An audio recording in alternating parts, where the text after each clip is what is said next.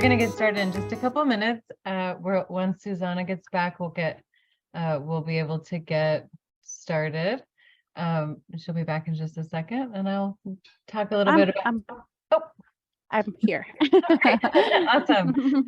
We'll still get started in just just 2 minutes. But while we're waiting for a few more people to come, I just wanted to share a little bit about Literacy Works, just let you know what's going on here, and then I'll let it go over to Susanna today. So Literacy Works is in Chicago. We support adult education programs holistically. One of our programs, the community literacy program, is kind of who we're talking to today, but everyone's always welcome to learn about what's going on with our members.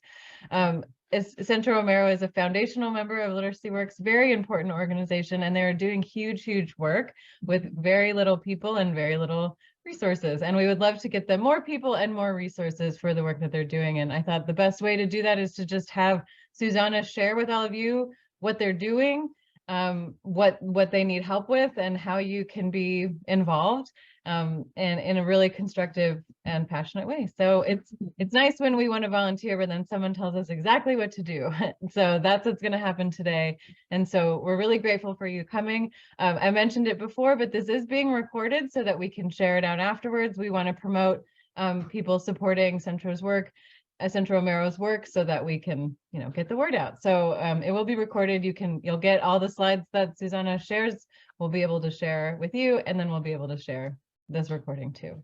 So if you have any questions throughout the training, you can put them in the Q&A box.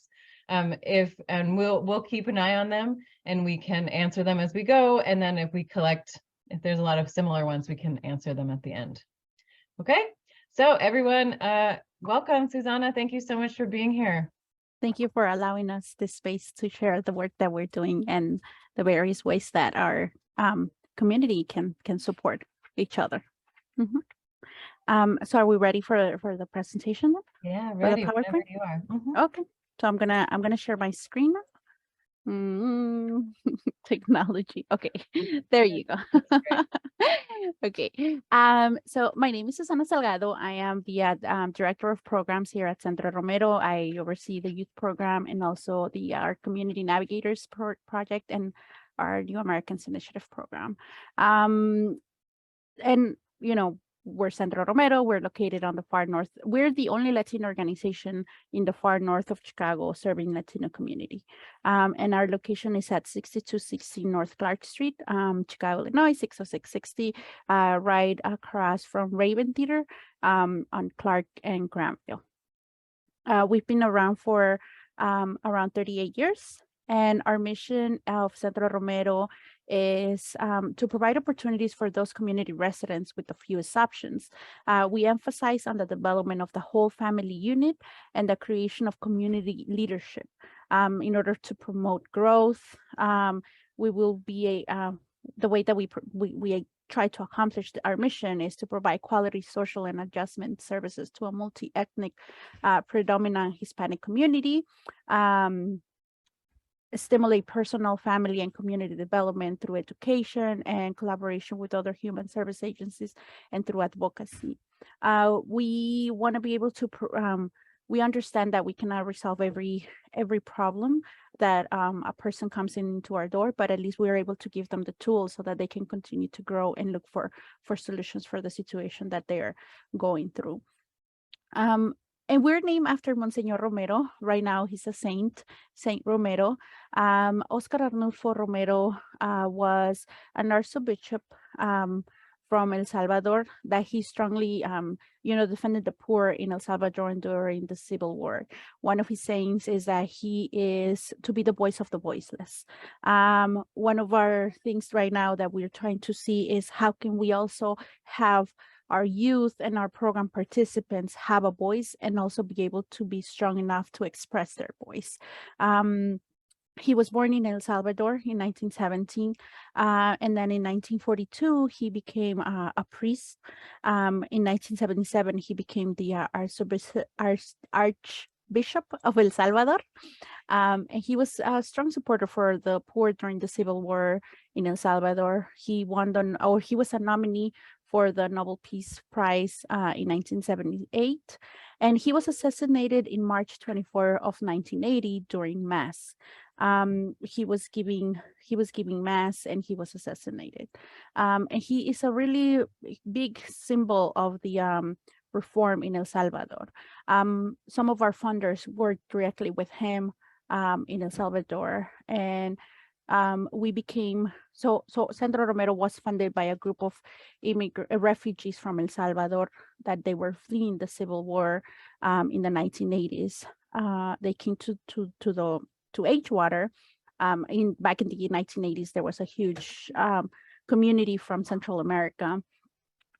During that, so how did Central, has a little bit of Centro Romero history, Central American conflict, right? During the 1970s and the 80s, there was a civil war throughout Central America. There was a rising death toll due to political oppression, kidnappings, and disappearances. This led many refugees to seek a safe haven in the US. However, the US refused to recognize them as political refugees, which it didn't allow them to have or obtain a legal immigration status.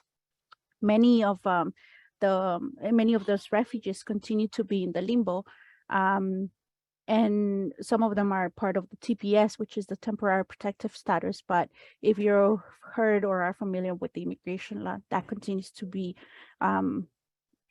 Someday they say they're going to approve it, another day they said that they're going to cancel it.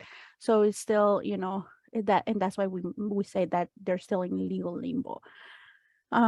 Although, one of the things that we continue to say is that refugees and immigrants have become an integral part of our community. They made a substantial social, cultural, and economic contribution to the United States of America. The focus of work during its beginning. At the beginning, in 1982, a group of Salvadorian refugees living in Chicago formed an organization to assist other incoming Central America refugees. We provided the basic needs, which was food, job placement, housing, orientation, and assistance. We also were working along with other organizations on the process of legalization Salvadorian refugees and immigrants, like I was mentioning before, the TPS, which is the temporary protective status. And we also helped a lot of the immigrant community in 1995 with the immigration reform. We also coordinated efforts not only nationwide, but also transnational wise to end the civil war in Central America. And Centro Romero has grown over the years to fulfill many of the needs in our community. For example, when we started, we provided the basic needs, right? Food, job, money for transportation so that they can go look for a job. But they were not able to find a job because they lacked the language. So we started providing ESL classes.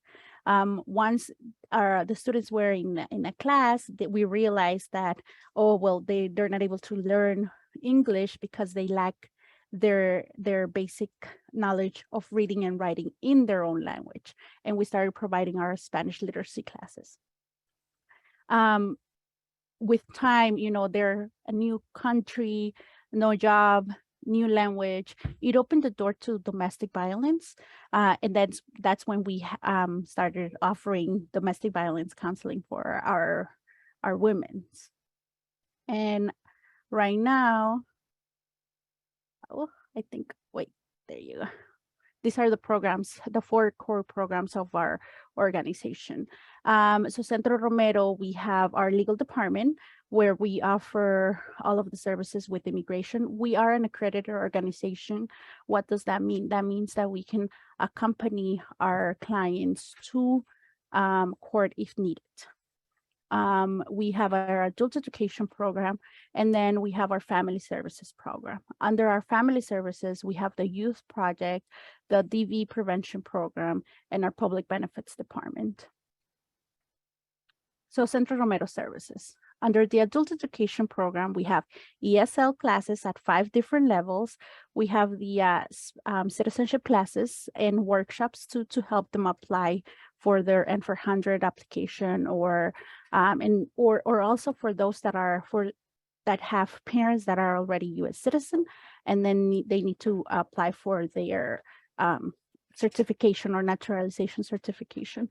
We also have GD and pre-GD in Spanish and in English. And we have our family literacy program. In our family literacy program, they focus on working with moms that have children from 0 to 5 years old, and teaching them the importance of reading at an early age. They also offer different workshops. Right now, they're offering nutrition classes on every Monday, and then they're taking English classes as well.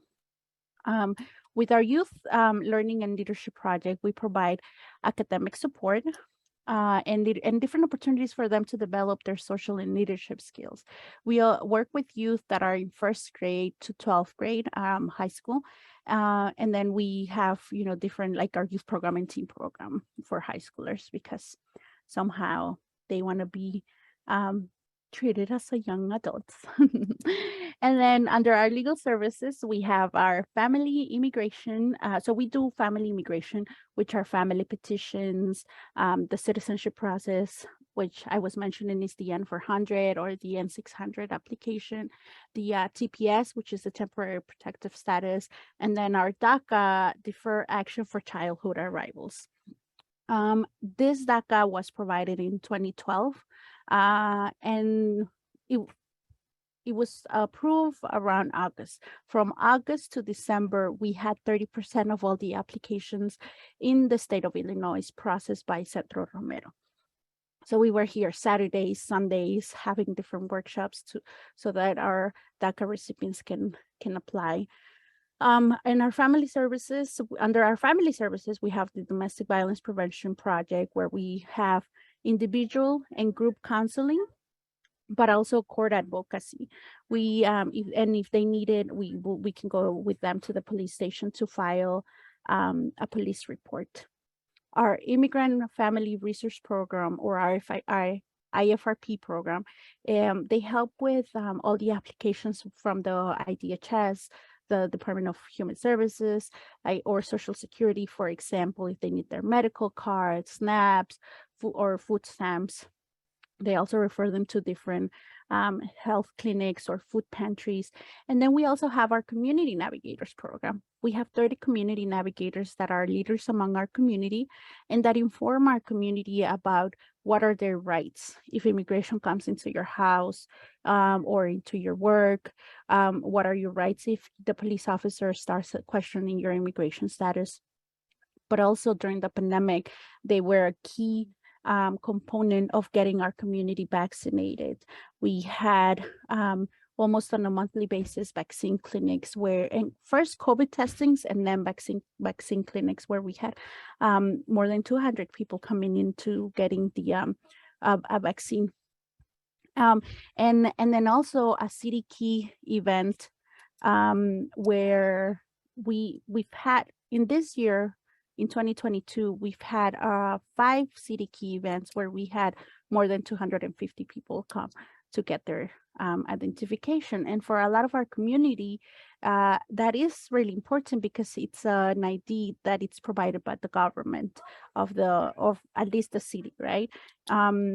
It's a way of identifying. And we've had a couple of people mention, if I don't have an ID here, I'm no one in the US. So at least that provides them an ID, a way of them to feel a little bit secure in this country. And we're lucky to live in a city where we are welcoming people with open hands or open arms. And I'm really happy to live in the city of Chicago. There's still things that we need to work on, but at least we're doing our part. And thank you guys, or thank you everybody that's been in this webinar, because just by being here, you guys are doing your part. New arrivals. What have we seen with new arrivals, and what are we doing with the new arrivals? It's been since August or July of this year, we've been seeing a lot of Venezuelan community coming into our doors. But just recently, we've seen an increase of buses that are being, or people that are being shipped into the U.S. Because some of them are not even consenting or on coming to Chicago. Some of them have family members in another parts of the country, but the bus was coming to Chicago and then just send them to Chicago. So we've seen around 700 people have our legal consultation. So what are we doing with them? We are offering them ESL classes or GED. We're also working with a transition specialist to identify what is the need. Do they need work? Do they need to enroll in a GED or ESL class? Some of them, if they already have a degree in their country, they can also see if they can revalidate that, or what are the things that they need to do in order for them to be able to have their certification here in the US. With our youth program, we are informing them about the education system, giving them information about the education system in the US, but also how to enroll their kids in school, depending on where they are at, if they're in a shelter, if they're living already in a family, or with someone, a family member, or if they're staying in one of the hotels. Our family services program is providing domestic violence prevention presentations and applying for a medical card for their children, or for them if they're 42 plus. Our legal services, we're doing legal consultations, referrals, if we're not able to help them with their case, their situation here. We already applied for 450 work permits, and we're also helping them with their ICE immigration checking. Our community navigators are providing Know Your Rights presentation, again, if immigration comes into your house, but also if police questions their immigration status in the US. We're providing city key IDs, and then referring them to different health clinics to provide them with healthcare access. And we have a closet in one of our classrooms. We have a closet for them when they come. They can come into our closet. It's open Monday through Saturday from 9 to 5. We have one of our staff that is it was hired full-time to be able to arrange the closet, and we are in need of more stuff. That's going to be our next slide. This is how we're helping them, and then the next slide will be how can you guys help. So ways to help, right? You can volunteer in our ESL classes or Spanish literacy class or GED classes, or on a one-on-one basis, depending on your schedules. And then also you can volunteer within our legal department. Every Saturday at 1 o'clock, we've been seeing people for their legal consultation and for their work permit. So you can come in on Saturdays or any other days and volunteer with our legal department so that you can help them, even sometimes little things like shredding paper, shredding documents. It makes a huge difference because sometimes we don't have that time to be doing that. What is you can also support our closet. What is our closet needs right now? We need winter jackets, sweaters, shoes, and men's pants. Pant sizes, small, medium, and large, because especially clothes for men, or prepare care packets. Our care packets, one of the things that we're trying to do is that everybody here that comes through our doors receive a care packet. And what does a care packet contain? Deodorant, toothpaste, toothbrushes, shampoo, razors, shaving cream, underwear, undershirt, and socks. That's the basic things that we are putting into our care packets, and maybe a note. That's a welcoming note. We've been having our youth create some welcoming notes so that they can feel welcome. And if you don't have time to volunteer, or you can also make direct donations to our website. Centro Romero, www.centroromero.org, new arrivals. And then you can choose your amount of money that you want to contribute. And then we can go into questions. Thank you so much. I feel like you could have talked more. There's so much going on at Centro Romero. You're doing so much work already, and then adding all of this extra stuff on top. Yeah, and Um, that's one of the beauties of the organization, right? That we address the immediate need in our community. I didn't put it in the presentation, but when the prior administration came on board, there was a lot of fear within our community with immigration, and that's when we started our community navigators program on informing our community about what are their rights. And right now, without funding, we started seeing clients and applying for work permits. And then later on, we look for the funding. All right, but of course, yeah, I know. Yeah, I love that. I didn't know about the Community Navigators program. I think that's really wonderful. Mhm. So I have a few questions for you. Okay, so the first one is, what training or preparation is needed to volunteer as an ESL teacher in your community? Mhm. And are they group classes or one-on-one? There's both. There's the option of both, either being part of a ESL class, it's in a group setting, or more one-on-one, because it all depends on the person's or of the student's ability to come into our classes. We do provide training as long as you're willing to, to volunteer. We provide trainings for all of the different programs that we have. Mhm. And also, the if you tutor already, I'm sorry. I was going to say the tutor training might be with us at Literacy Works. Yes, yes. Mhm. Oh, I have a request for you to put up the last slide that has the needs on it. Mhm. You could put that slide back up.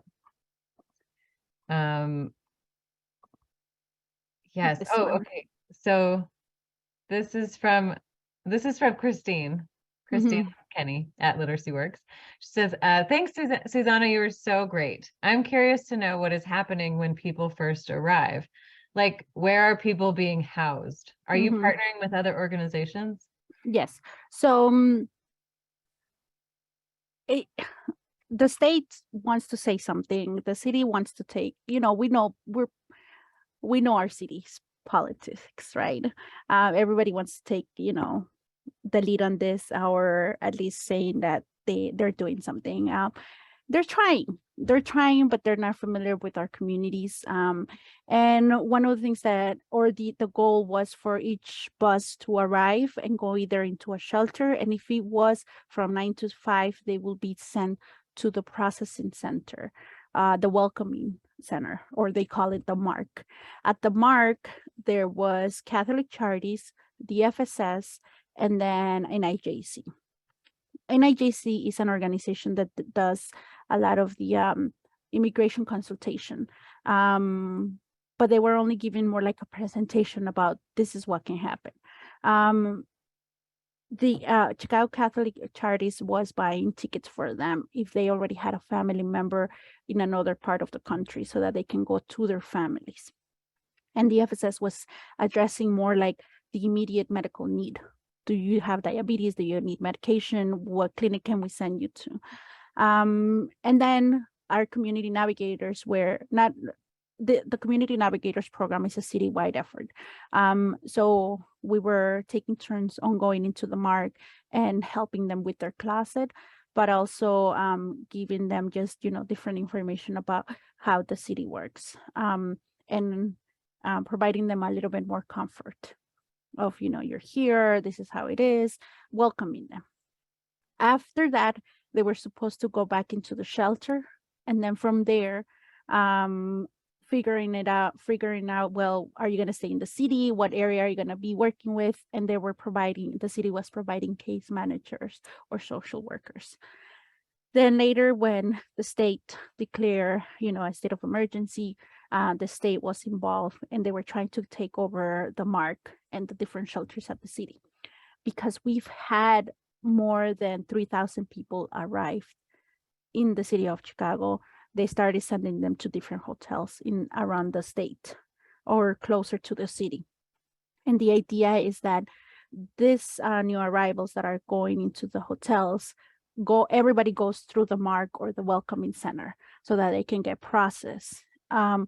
Right now, what the state is doing is that they're assigning CBOs, which are non-for-profit organizations like Centro Romero, to the different hotels, so that we can do the case management, because they realize that we know our community, we know that, we know the resources that are available within the area that they want to stay in.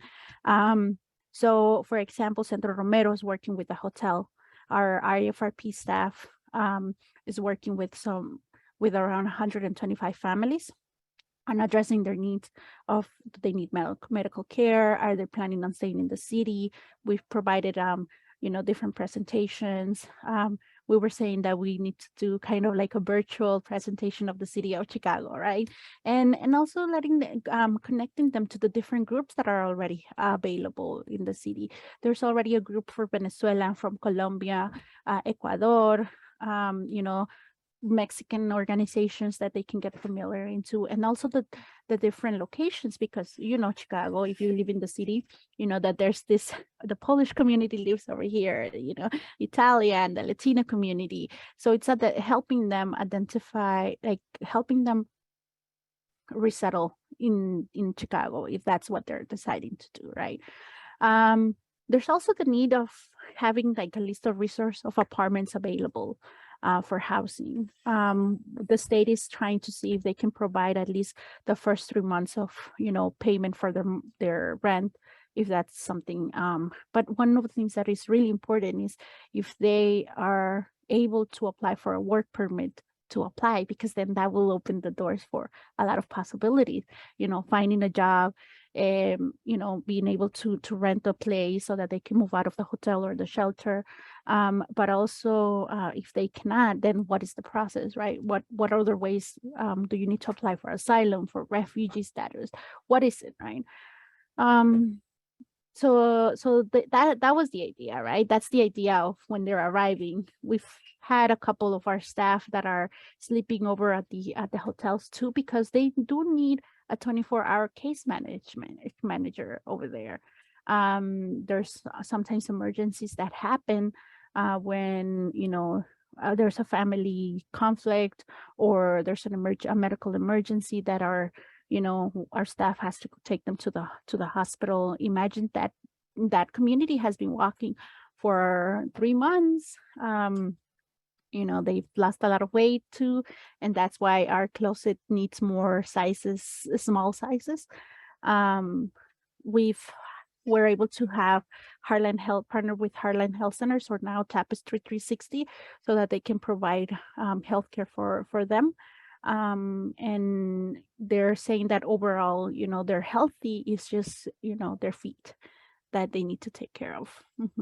And I can share a story with you that when we had our closet, one of the new arrivals wanted shoes. They had their shoes, the current shoes that they had, they didn't have any ties, and then they were really broken. And before he grabbed another pair of shoes, he gave them a keys. And then he was like, "Thank you for bringing me all the way to here." So, those are the stories that sometimes you're like, why does this have to happen? Wow. Save those shoes and be like, no one ever should have to walk this far again. Thank you for saying all of that. And I think this question is kind of, you already answered, but it's like, how are you collaborating with other organizations that are also supporting the migrants? So you kind of talked a little bit about Heartland Health. What other organizations are helping, and how are you collaborating? Yes, there is I don't know if you guys are familiar with the ICER, the Illinois Coalition for Immigrants and Refugee Rights. They're taking the lead on processing or being that connection between CBOs, organizations like Centro Romero, and the state to receive funding. So we are partnered with other organizations like that, or statewide, so that we can have that money flow faster, which we need. And then to just like a food pantry, or we've been partnering up with our area community center because they do have a food pantry that is more available to them, right? Because of the relationship that Centro Romero has with our area. They're willing to open a day for us, so that we can send our new arrivals. With Tapestry 360, which is the clinic. Today we met with Girl Forward, which is an organization that helps or works with high school teenagers, girls, to provide more one-on-one tutoring. Because although we have our after school program, but what they need is more one-on-one. So they're going to be able to offer that to them. Mm-hmm. That's awesome. That's so much stuff. And I kind of think this was answered. Are you receiving funding from the city, state, and federal government? And it sounds like a kind of a mix of everything. It's kind of mixed that we're in the process of. The city wanted to give us money, but they wanted us to go out of the organization. And right now the need is here at the organization because people are coming to us. Because we're well known among the community. They want to come to the Centro, so it will be harder for us to have our staff going to the different shelters when they're coming out of the shelters to come to our doors. But we were not able to get into an agreement with the city. So right now we're not receiving funding from the city for the new arrivals. We are receiving funding from the city for our community navigators program, which we're in a way trying to, but they don't provide. So another thing, right? For example, we need food because they are coming here and we're warming up, we're putting a big pan of beans and rice. Saturdays, we've seen people that come early in the morning to save a spot because one of the things that we're started to do is give numbers, because otherwise at our last city key event, we had more than 500 people come in. So we also have to, self-care and take care of our staff, because otherwise we don't want to burn them out. But at the same time, we don't want the community to be standing outside the whole day without food, without eating. So we're not receiving funding from the city. We're in the process of getting from the state, but it's taking a lot of time. But we cannot wait for the money to come in, And a lot of things that we're doing with like the care packets, it's just the community. The community that's bringing clothes or food or the items to create those care packets. Mm-hmm. And for those listening, so it sounds like if you don't have the things on the list, or you should just give money. Sounds like money is needed right now. Mm-hmm. Yes, and we created a link within our website that says for new arrivals. That money will go into making care packets or providing more legal representation for them, because our legal department staff was saying, well, just this month, our bill will be $21,000 for our services that we are like, I'm not familiar with their name of I think it's called Law Logics, but it's their system that they do in order for them to create the applications. And that was something that we didn't have on hand, right? So they're saying, what do we do? They're in the process of deciding if we're going to continue helping them on a weekly basis or twice per month, or, because the bills are starting to come. So that will help, our legal department to be able to continue helping them. Mm-hmm. Yeah, thank you for sharing that. This one says, who is the contact for ESL or other volunteer work? Who should they contact for that? They should contact Antoine Lona, and I can give you his email and his number. So Antoine Lona, and his email is a.lona@centroromero.org. And that's the adult education program. Or if they also call Centro Romero, they can just ask to be transferred to the education department. Okay, I'll write that in the chat. I'll ask you to spell it again just in case. Mm-hmm. I think I just. Oh, did you do it? I think so. It's just not. There you go. Oh, awesome. Oh, yeah, I think you just sent it to me. I'll resend it. Don't worry. We're gonna get it out. Thank you so much. Okay, so we have another question. How many new arrivals are coming every week, every day? Is there advance notice of their needs and conditions? No, this month of October, or this last month of October, because we're already in November, it was just on a daily basis. We were having about 20 to 25. But then on the weekends, we were having more than 200 people come for their legal consultation. And there's no prior information about them. We've had a family, I remember it was a Monday because we were just arriving to Centro, and they were already outside because they had somebody flew them from Texas to O'Hare, and the taxi driver, and as soon as they came out of the O'Hare airport, a taxi driver knew Centro Romero and was like, I can take you to somewhere where they're, where they can help you. They had a baby. I think it was, the baby was 6 months old, and then a 5-year-old, the mom and the dad. And they didn't know anything about Centro. They didn't know where to go, or the city, right? What were they going to do? So we had to mobilize our staff and our departments.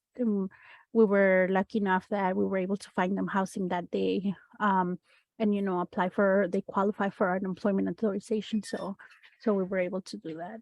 But there's no prior information on the cases that we're going to see. I just have a question because you've mentioned it a few times about qualifying for work authorization. Is there anything what disqualifies you? Like, what are some people not able to?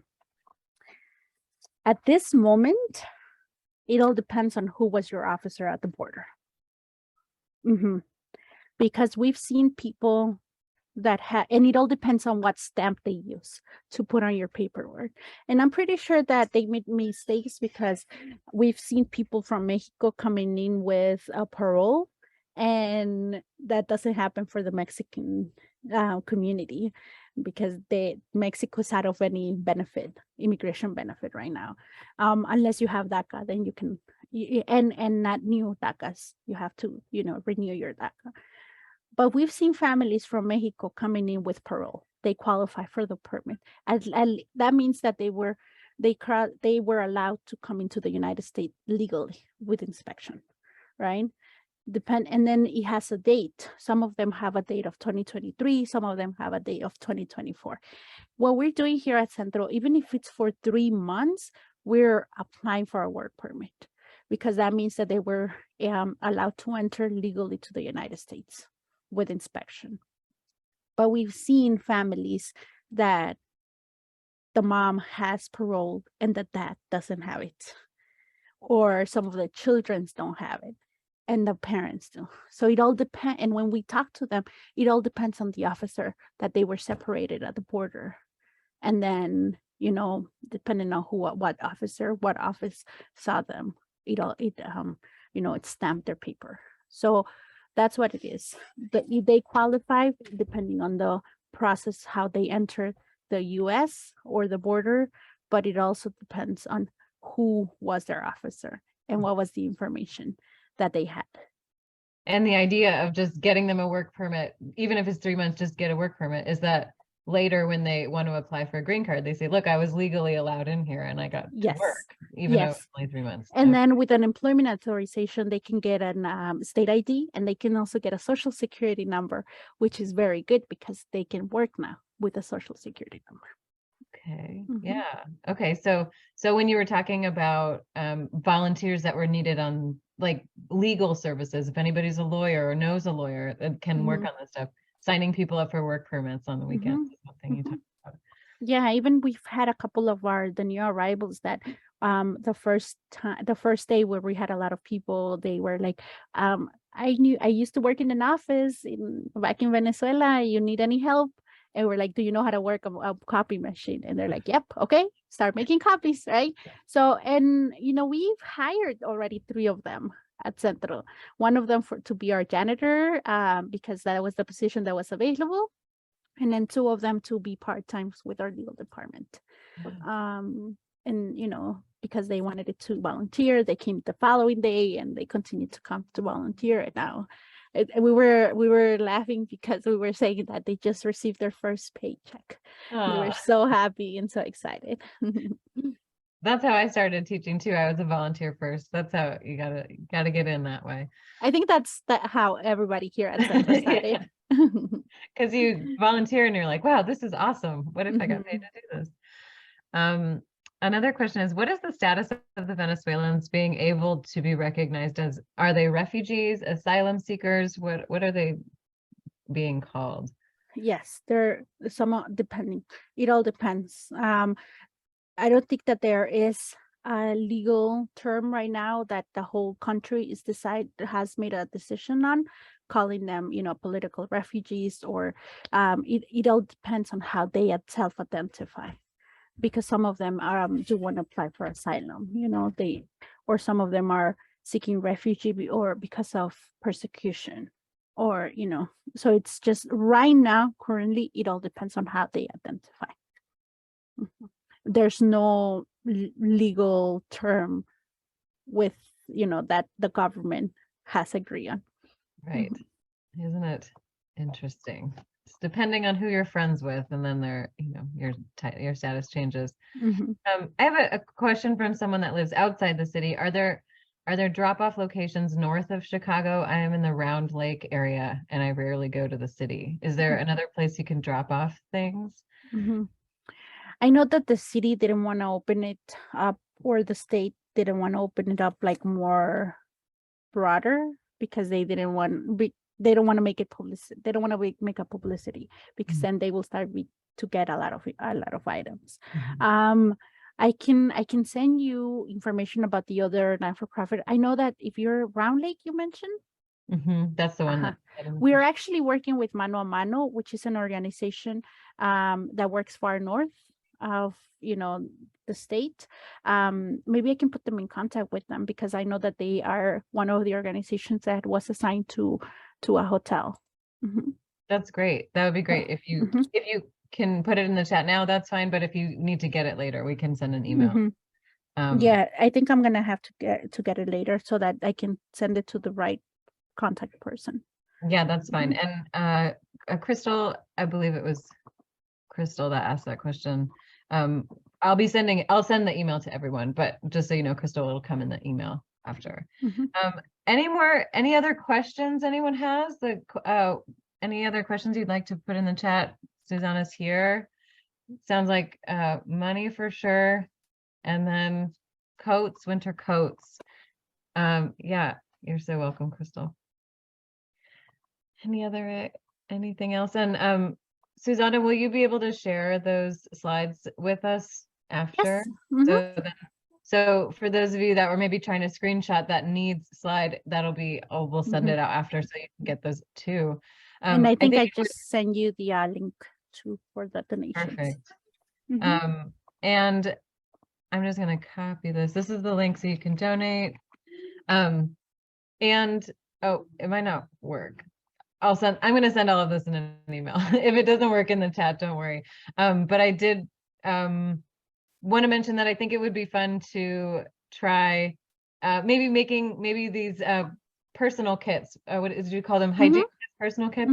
That could be something that tutors do together. That could be something you could do.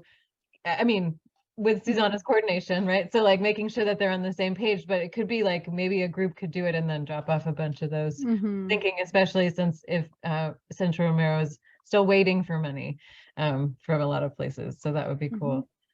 Yeah. And if you add a positive message, that would be really nice. We've seen how they like that. That's really special too. And Christine from Literacy Works says, not a question, but just checked, and Mano a Mano is actually in Round Lake. So there you go. That's great. And then we have one more question. When do you accept drop-offs? We're open from 9 to 6, Monday through Saturday. Great. So anytime between that time. You said this is for the closet for the new arrivals. Awesome. Yeah, I have my coats I'm bringing up. We're going to Evanston next week, so we're going to scoot by Centro Romero, drop off some coats. Thank you. Um, Yeah, yeah. that's what's needed right now. We had one of the new arrivals said they had a sweater and they're like, we can do it with this, right? Like, well, I already have a sweater. And we're like, not in Chicago. You need stronger than that. That sounds like me when I moved here from Southern California, thinking it's just a sweatshirt, right? And I was like, oh no, I need a coat. But yeah, okay. Well, if there's no more questions, Susanna, would you like to say anything else, or we can wrap it up?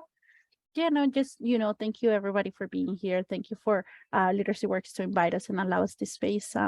And thank you for all that you guys also do with volunteering with Literacy Works. Yeah. Well, thanks so much for, oh, I got one more last minute question. Oh, thank you so much. Mark says wonderful work. Yeah, so we'll follow up with all the information on how to get in touch with all of the right people and where you can donate and drop off. And do check out Mano a Mano if you're north of Chicago. But have a and Susanna. Thank you. Night, You too. everybody. Bye, Thanks. everyone.